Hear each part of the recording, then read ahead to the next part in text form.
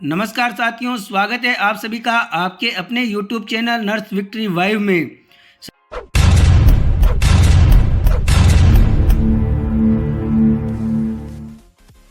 साथियों, बात करते हैं राजस्थान कर्मचारी चयन बोर्ड जयपुर के द्वारा जो संविदा के राष्ट्रीय स्वास्थ्य मिशन के अंतर्गत 22 संवर्ग और RMRS के अंतर्गत जो 7 संवर्ग की संविदा पदों हेतु ऑनलाइन आवेदन के लिए जो विज्ञप्ति निकाली गई थी उसमें कुछ विभागीय कारणों से संशोधन किया गया है। उसके लिए RSSB ने ये नोटिफिकेशन, ये ऑर्डर जारी किया है।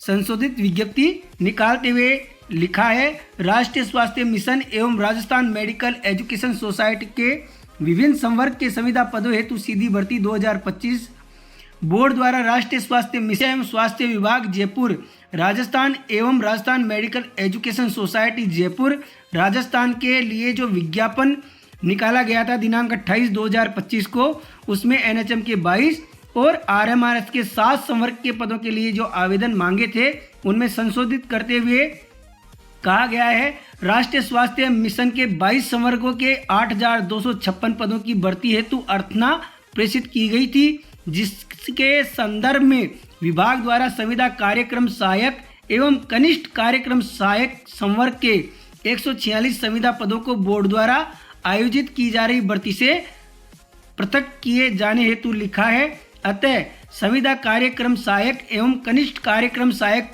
में पदों को उक्त विज्ञापन से विलोपित कर इस पद की भर्ती प्रक्रिया को निरस्त किया जाता है। तो जो अभ्यर्थी संविदा कार्यक्रम सहायक और कनिष्ठ कार्यक्रम सहायक के पदों के लिए आवेदन का इंतजार कर रहे थे, उनको चिंतित होने की जरूरत नहीं है। इस विज्ञप्ति से इन पदों को RSSB ने अलग कर दिया है, इनके लिए पृथक से नोटिफिकेशन जारी किया जाएगा, इसलिए आप लोग चिंतित ना हो। ऐसा नहीं है कि आपकी भर्ती प्रक्रिया है इसको बिल्कुल ही रद्द कर दिया गया है, पुनः इसका अलग से एक संशोधित विज्ञप्ति निकालते हुए आवेदन आपसे मांगे जाएंगे। साथ ही बोर्ड के द्वारा लिखा गया है, जैसा कि जो अभ्यर्थी संविदा मेडिकल लैब टेक्नीशियन के पदों के लिए आवेदन कर रहे थे वो कंफ्यूज थे, क्योंकि पूर्व में सब्जेक्ट जो सीनियर सेकेंडरी का लिखा उसको लेकर काफ़ी कंफ्यूज थे। उनकी इस कंफ्यूजन को दूर करने के लिए विभाग ने ये विज्ञप्ति निकाली है, क्योंकि जो भी अभ्यर्थी इसके लिए आवेदन कर रहे थे वो विभाग में जाकर, बोर्ड के कार्यालय में जाकर प्रार्थना पत्र प्रस्तुत करते हुए और अधिकारियों से निवेदन करें कि आप इसकी वस्तु स्थिति को स्पष्ट करें ताकि हमारा कन्फ्यूज़न दूर हो सके। बोर्ड ने इस कन्फ्यूज़न को दूर करने के लिए इन 414 और 321 पदों के लिए शैक्षणिक योग्यता में संशोधन किया है। Senior secondary in science with biology और मैथमेटिक्स सब्जेक्ट, दोनों ही सब्जेक्ट के अभ्यर्थी इसमें आवेदन कर सकते हैं। Diploma in medical lab technician और diploma in blood bank technology. साथ ही सबसे जो महत्वपूर्ण लिखा है वो है registered in Rajasthan paramedical council, और जिसका आज की तारीख में नाम बदलकर Rajasthan state allied and health care council रख दिया है। इसमें रजिस्ट्रेशन होना अनिवार्य है। ऑनलाइन आवेदन करने हेतु पंजीयन शुल्क दिनांक 2/4/2025 से दिनांक 1/5/2025 रात्रि 11:59 तक भरे जा सकेंगे। आवेदकों को सलाह दी जाती है कि उक्त संशोधित एवं पूर्व में जारी विज्ञप्ति अनुसार अंतिम दिनांक का इंतजार किए बिना निर्धारित समय सीमा के भीतर ऑनलाइन आवेदन करें। विज्ञप्ति की शेष शर्तें पूर्व विज्ञापन संख्या 01/2025 दिनांक 28/1/2025 एवं संशोधित विज्ञप्ति दिनांक 18/3/2025 के अनुसार यथावत रहेगी। साथियों, साथ ही बोर्ड ने कुछ परीक्षाओं में जो अनुपस्थित रहते हैं, फॉर्म भर देते हैं, ऐसे अभ्यर्थी जो मजाक में फॉर्म भर देते हैं, उन लोगों के लिए बोर्ड ने दिशा निर्देश जारी किए हैं। दिशा निर्देश जारी करते हुए बोर्ड ने कहा है कि इसके अनुसार ऐसे अभ्यर्थी जो कि OTR में जो वन टाइम रजिस्ट्रेशन में फीस लगती है 750 रुपये, उसके बाद अभ्यर्थी सोचते हैं कि वन टाइम शुल्क लग रहा है तो बार बार वो आवेदन करते हैं, लेकिन परीक्षा में वो उपस्थित नहीं होते। उसके कारण बोर्ड पर और सरकार पर अतिरिक्त वित्त प्रभार आता है। और व्यवस्थाएं गड़बड़ाती हैं, क्योंकि आप लोगों को पता है कि अभ्यर्थियों की एग्जाम की व्यवस्था करने के लिए बोर्ड के द्वारा, सरकार के द्वारा स्कूलों में व्यवस्थाएं की जाती है और अभ्यर्थी काफ़ी संख्या में फॉर्म अप्लाई कर देते हैं, जिसके कारण कई शिफ्ट में सरकार को, बोर्ड को परीक्षाएं आयोजित कराने के लिए व्यवस्था करनी पड़ती है। किंतु काफ़ी ऐसे अभ्यर्थी हैं जो फॉर्म तो अप्लाई कर देते हैं लेकिन एग्ज़ाम में उपस्थित नहीं होते। उनके लिए ये बोर्ड ने एक दिशा निर्देश जारी किया है कि आपके उपस्थित नहीं होने के कारण जो परीक्षा आयोजित में अनुपस्थित रह जाते हो और जिसके कारण जो स्कूलों में पढ़ाई है वो बाधित होती है, इसी को देखते हुए इन्होंने एक निर्देश किया है। यदि कोई अभ्यर्थी वित्तीय वर्ष 1 अप्रैल 2025 से 31 मार्च 2026 में आयोजित किन्हीं 2 परीक्षाओं में उपस्थित नहीं होगा तो ऐसी स्थिति में अभ्यर्थी के ऑनलाइन आवेदन करने की सुविधा को ब्लॉक कर दिया जाएगा। जो शुल्क 750 रुपये की शास्ति चुकाने पर ही अनब्लॉक किया जाएगा। उसके वन टाइम रजिस्ट्रेशन OTR को प्रतिबंधित कर दिया जाएगा। ऐसे अभ्यर्थी पेनल्टी शुल्क 750 रुपये देकर अपना वन टाइम रजिस्ट्रेशन पुनः चालू कर सकेंगे।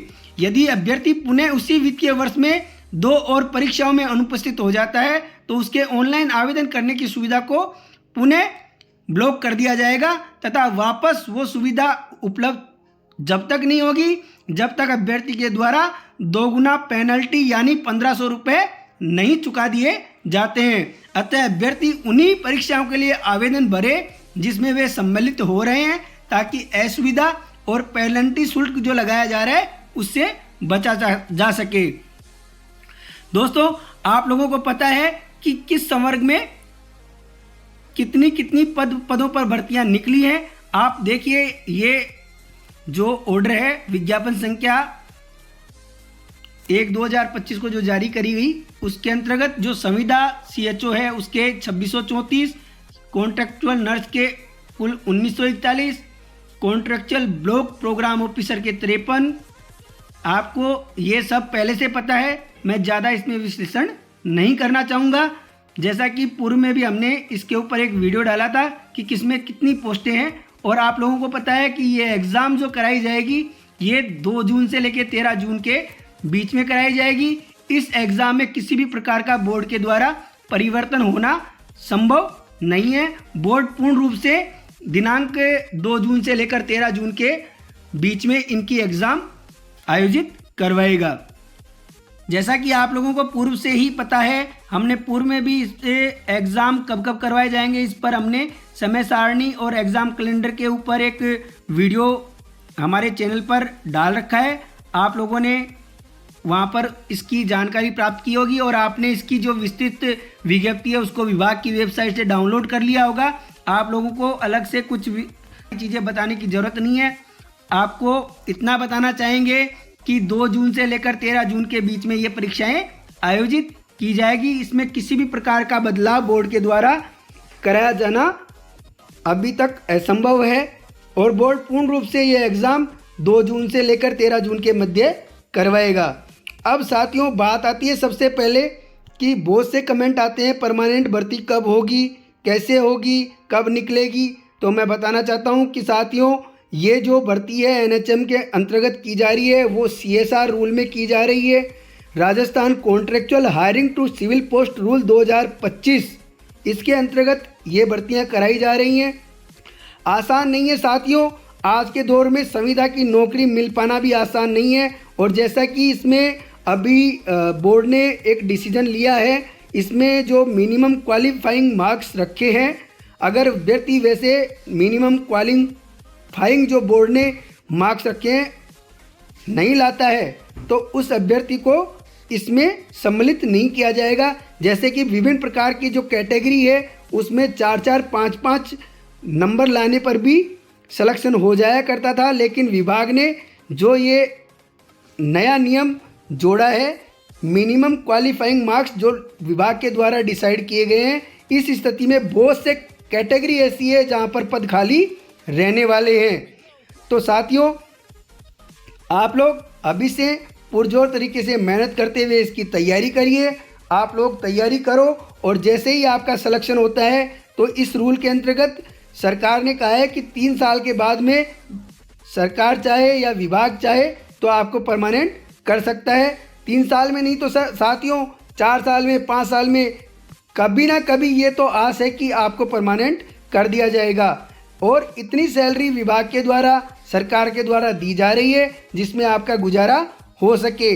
और राजस्थान सरकार में ये जो NHM के अंतर्गत CSR रूल में भर्तियां की जा रही है, इसके अंतर्गत लोग सोच रहे हैं कि ये संविदा की भर्ती है, क्यों ज्वाइन करें। जैसा कि आपको पता है कि इन भर्तियों को आप ज्वाइन करोगे, आपके दिमाग में आ रहा होगा कि पता नहीं आगे आने वाली भर्तियों में हमें बोनस मार्क्स मिलेंगे या नहीं मिलेंगे।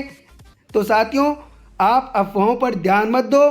कि कहना चाहूँगा कि बहुत से ऐसे लोग हैं जो भ्रमित कर रहे हैं, आप लोग भ्रमित ना हो।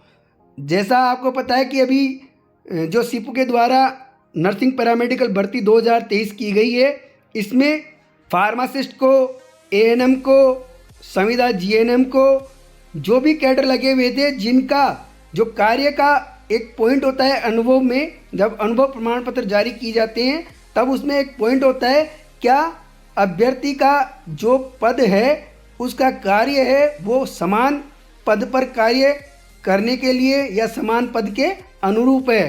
तो अगर साथियों आपका जब अनुभव प्रमाण पत्र में आप लोग एक नर्सिंग स्टाफ जो है वो अपना इंजेक्शन लगाने का कार्य है और जो नर्सिंग स्टाफ का जॉब चार्ट है उसके अकॉर्डिंग कार्य कर रहा है, तो जब आपका अनुभव प्रमाण पत्र बनेगा तो उसमें आपका जो पॉइंट नोट करने वाला है कि क्या अभ्यर्थी समान पद पर कार्यरत है, तो उसमें अगर यस किया जाएगा तो आप लोगों को बोनस मिलेगा। तो आप किसी भी प्रकार से भ्रमित होने की आपको ज़रूरत नहीं है। आप लोग ये ध्यान रखिए कि आने वाले भर्तियों में आपको बोनस मार्क्स दिए जाएंगे और आपको CSR रूल के अंतर्गत भी भविष्य में परमानेंट किया जा सकता है। अतः अंत में हम आपके अपने YouTube चैनल नर्स विक्ट्री वाइव के माध्यम से बताना चाहेंगे कि आप लोग अच्छे से तैयारी करिए, ध्यान से आप लोग अपनी इस भर्ती का फॉर्म अप्लाई कीजिए। अच्छे से अप्लाई करने के बाद में जब एप्लीकेशन फॉर्म को रिव्यू किया जाता है तो आप उसको अच्छे से चेक करिए, कहीं कोई गलती ना हो, इस प्रकार का ध्यान रखें। किसी भी प्रकार के कूटरचित दस्तावेज का आप उपयोग ना करें, क्योंकि राजस्थान कर्मचारी चयन बोर्ड है वो काफ़ी सख्त हो चुका है। किसी भी प्रकार का कूटरचित अगर दस्तावेज पाया जाएगा तो आपकी पात्रता वैसे ही बोर्ड के द्वारा निरस्त कर दी जाएगी। और अंतिम तिथि का इंतजार किए बिना आप लोग जल्द से जल्द ये आवेदन कर दें। आवेदन के लिए जो ऑनलाइन पोर्टल है वो दिनांक 2/4/2025 से दिनांक 1/5/2025 रात्रि 11:59 तक चालू कर दिया गया है। तो आप लोग 2/4/2025 से अपना आवेदन भरना शुरू कर दें और अच्छे से तैयारी करें। धन्यवाद। जय हिंद, जय भारत, जय नर्सेज।